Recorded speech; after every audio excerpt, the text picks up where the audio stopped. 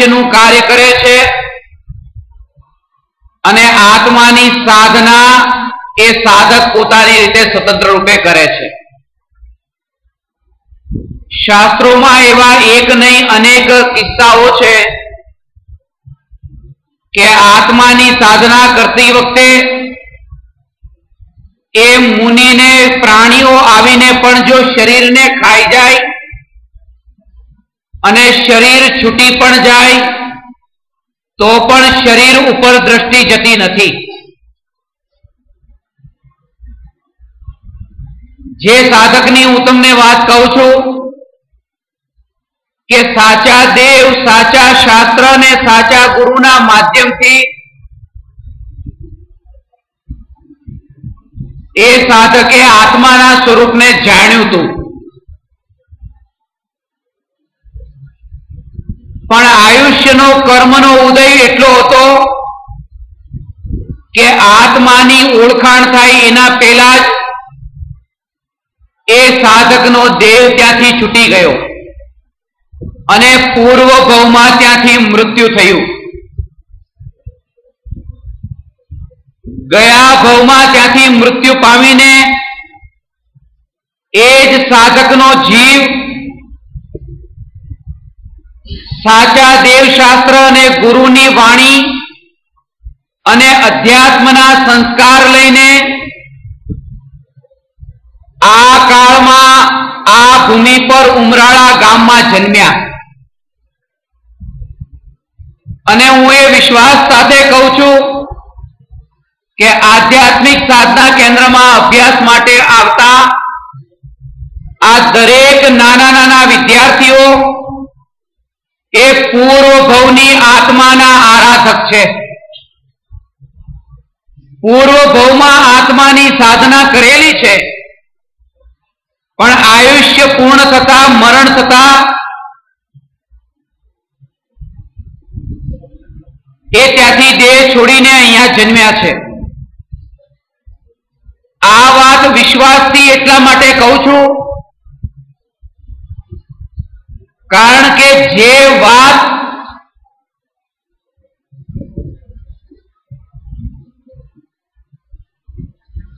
ચાલીસ વર્ષે, 50 વર્ષે, 70 વર્ષે અને ઘણીવાર તો એવું થાય કે 100 વર્ષનું આયુષ્ય, 100 વર્ષનું આયુષ્ય વિતાવ્યા પછી પણ એ ખબર નથી હોતી કે આત્મા એટલે શું। અને જો આ 10, 12 ને 14 વર્ષના વિદ્યાર્થીઓ આ આત્માની વાત આ નાની ઉંમરમાં જો પોતે જાણતા હોય, સમજતા હોય અને બીજાને સ્પષ્ટતા સાથે આ રીતે સમજાવી શકતા હોય તો એની પાછળ પૂર્વ ભવના કોઈને કોઈ સંકેત નિયમથી છે। ભલે નાના વિદ્યાર્થી અને વિદ્યાર્થીનીઓ પ્રવચનમાં આવતા હોય અને મા બાપ ન આવતા હોય, આ પણ આત્માની સ્વતંત્રતાની સિદ્ધિ કરે છે કે આ વિદ્યાર્થીઓ અત્યારે ઘર છોડીને અને મા બાપને છોડીને અહીંયા આવ્યા છે તો દુનિયા તો એ દ્રષ્ટિએ દેખશે કે અડધો કલાક, 1 કલાક માટે મા બાપને છોડીને અહીંયા આવ્યા છે।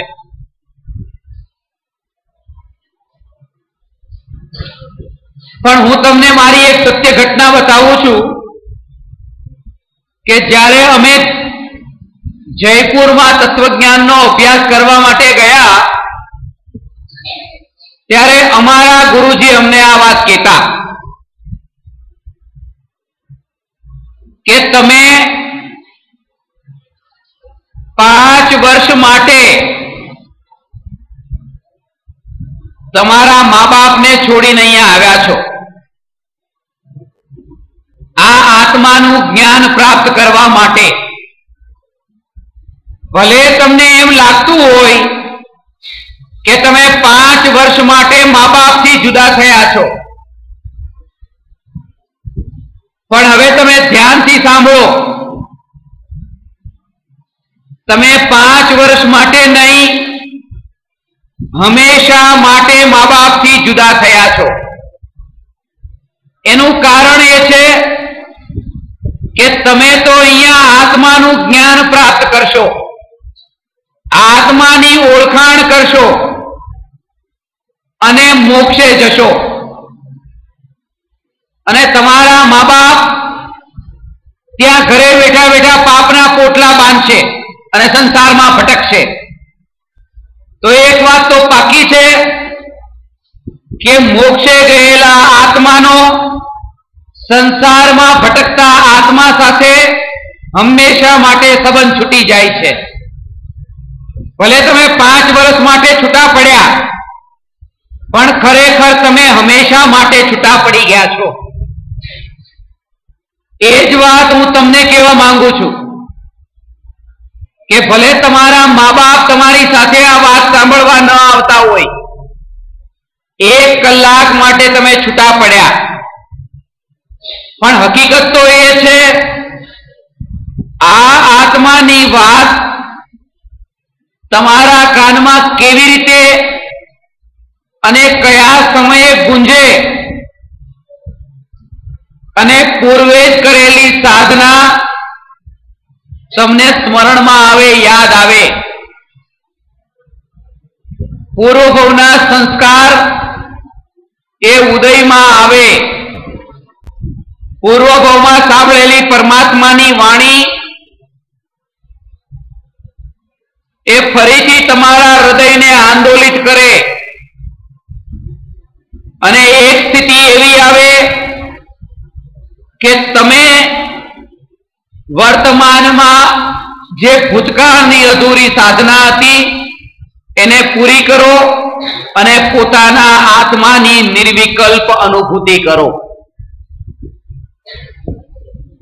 આવી નાની નાની છોકરીઓ ને છોકરાઓ કે જેમને તમે પેઢીના નામ પૂછો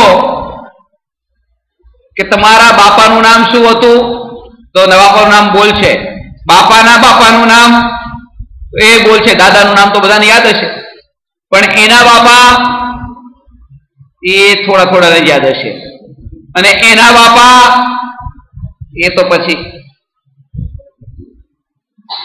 હવે એક પેઢી એ 20-25 વર્ષમાં, હવે 4 પેઢી પછી તમને આગળનું કઈ યાદ નથી.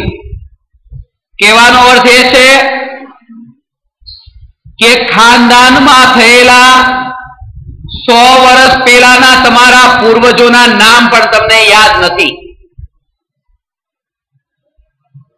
પણ તમને અનાદિકાળથી તમારા અસ્તિત્વની તમને ખબર પડી. અને એ વાતની પણ ખબર પડી કે અનંત કાળ સુધી તમારું અસ્તિત્વ રહેવાનું છે, કારણ કે તમે આત્મા છો. અને આ વાત જો આવા વિદ્યાર્થીઓને સમજાતી હોય અને એ વાતને જો પોતે પોતાના હૃદયમાં સ્થાન આપતા હોય તો એની આગળ કંઈક ભવિષ્યમાં એવું કંઈક ઉત્તમ કાર્ય થવાનું છે, એના અણસાર છે. અને એ વાત હું તમને બહુ પહેલા કહી ચૂક્યો છું કે આ પ્રવચન હોલ એક દિવસ નાનો પડવાનો છે, કારણ કે મને દેખાય છે કે આત્માની સાધના અને આરાધના કરવા માટે દેશ અને વિદેશથી સાધકો અહીંયા પધારશે, અને એ સાધકોની સાધના, એ સાધકોના જ્ઞાનના પ્રચાર પ્રસારનું કામ એ તમારે બધાએ સંભાળવાનું છે. અહીંયા જે તમે તત્વજ્ઞાનને પ્રાપ્ત કરો છો, હમણાં ડાભી પ્રિયંકાબેને સમજાવ્યું, 4 પ્રકારના ભાવની વાત કરી. જો પારિણામિક ભાવના ભેદની વાત જૈન કુળમાં જન્મેલાને પણ હું પૂછું તો એને પારિણામિક નો મતલબ પણ નહીં ખબર હોય.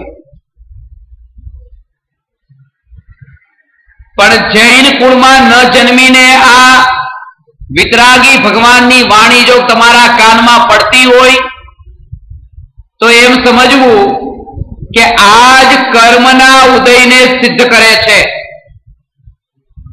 હું આત્મા આ જગતમાં કંઈ કરનારો નથી. જે કંઈ પણ પ્રાપ્ત થાય છે એ પૂર્વના કર્મના ઉદયથી થાય છે, અને એ ઉદયથી થાય છે એનું આ પ્રમાણ છે કે તમને ગમે તે કુળમાં જન્મીને પણ આ આત્માની વાત તમારા કાનમાં પડી.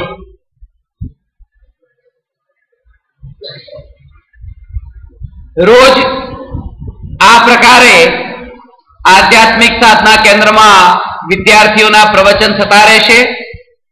ખૂબ જ સુંદર તૈયારી કરી હતી, અને ખાસ વાત તો એ છે એ પ્રિયંકાબેનની એક વિશેષતા કહો કે 5 પ્રકારના પારિણામિક ભાવ હતા. 5 પ્રકારના ભાવ, એમાં 4 પ્રકારના ભાવ જ પહેલા બતાવ્યા.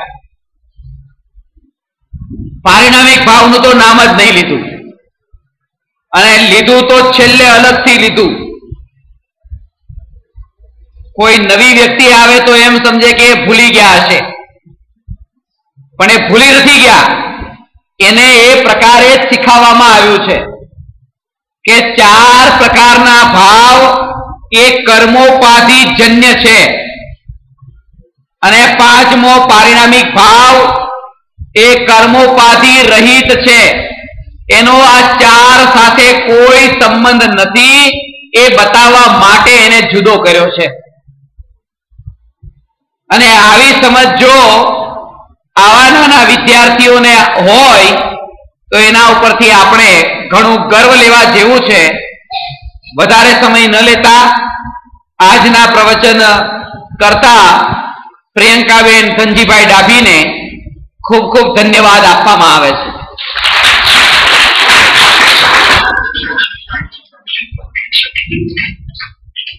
આધ્યાત્મિક સાધના કેન્દ્રની જ્યારથી સ્થાપના થઈ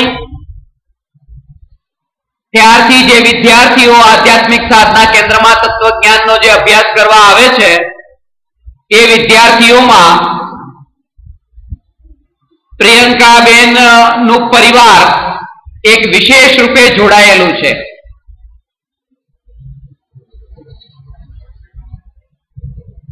એમની 3 બહેનો ગીતા, પ્રિયંકા અને દક્ષા, આ 3 બહેનોની એ વિશેષતા એ છે કે આધ્યાત્મિક સાધના કેન્દ્રમાં જે વિદ્યાર્થીઓને પ્રવચન પછી નોટ લખે છે એ નોટમાં એ 3 બહેનનો 3 મહિનામાં પહેલો નંબર આવેલો છે.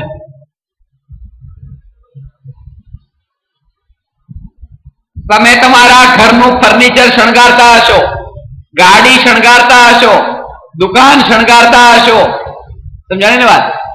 અને એના કારણે તમે અહીંયા આવો તો અહીંયા પણ કેવો શણગાર ક્યાં કેવી રીતે કરવો એનું માર્ગદર્શન પણ આપશો, કારણ કે એ જ કરો ને જે ત્યાં કર્યું હોય. પણ આ વિદ્યાર્થીઓ એ ભગવાનની વાણી જેની નોટ લખે છે એ નોટને શણગારે છે. એ જાણે છે કે આ જ અમારા સાથે કામમાં આવવાનું છે, અને શણગારે છે એનો અર્થ એ છે કે એક શબ્દને એ મોતીની જેમ એ નોટમાં માળા બનાવીને ગૂંથે છે. પોતાના કંઠમાં તો ગૂંથે છે, એ નોટમાં પણ ગૂંથે છે, અને એના આત્મામાં પણ આ વાત ગૂંથાઈ જાય એવી આપણે ભાવના ભાવીએ છીએ.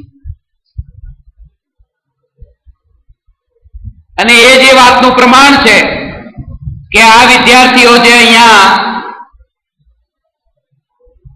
અભ્યાસ કરે છે એ મારું મારું પરિવાર છે ને, અને પરિવારની જેમ આજ સુધી રહ્યા છે.